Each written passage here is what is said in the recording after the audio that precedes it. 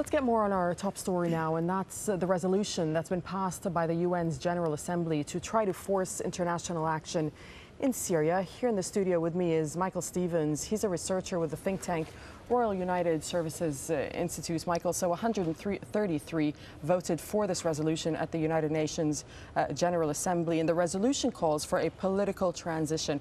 Is that an indirect way of saying that Bashar al-Assad must step down? And how far is Syria from a political transition when this resolution is in fact non-binding?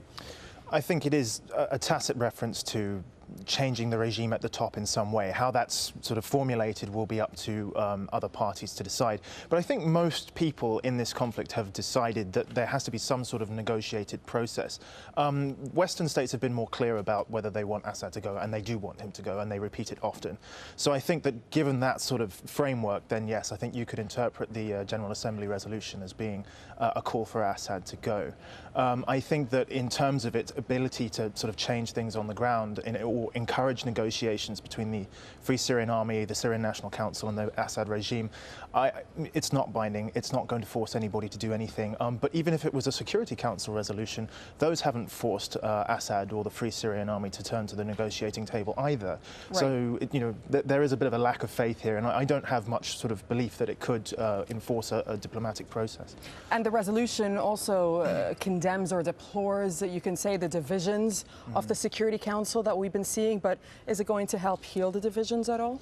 No, I don't think so, actually. I think that both the Russians and the Chinese have an opinion and a strategic interest in the conflict going a certain direction. The Russians more so, of course. They have been, keenly supporting the Assad regime, or at least deflecting criticism away from it. They've entrenched in their position in the last couple of months, and I really don't think that they will suddenly, because of a General Assembly resolution, seek to reformulate their interests. Those are still constant. So the division that we see in the Security Council is well acknowledged. Everybody talks about it openly, but it's not going to change anything. I think, it's just to do with strategic interest rather than sort of feeling sorry for yourself or, feeling upset that the General Assembly has pointed you out as being a force of stagnation.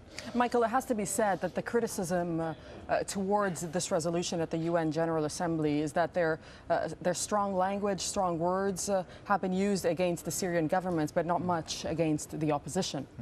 And I think, this is part of the problem that we've had in the Syrian conflict ever since it became more militarized, is that both sides, the pro-Assad and anti-Assad forces in the region, were giving their half of the story, but not the other half of the story, and that's partly because of the interest that they seek to advance in the region. I think that it was a Saudi-sponsored resolution. As we well know, the Saudis are keenly involved in the conflict in Syria, and it might weaken their diplomatic position to acknowledge that people they were supporting were responsible for crimes, just as it is, it weakens the Russian position to admit that the Assad regime is engaged in crimes, because it reduces the morality of your stance and your ability to stand firm, in the international arena and say that what you were doing is the right thing diplomatically. And of course, this is all coming on the back of Kofi Annan resigning as the UN Special Envoy to Syria, and he is going to step down at the end of his mandate, and that is at the end of August. I wonder, Michael, what you think is going to mark a turning point in this conflict? I think, unfortunately, it's not really going to happen in the diplomatic arena. There will be a new envoy which follows Kofi Annan. Whether he's able to,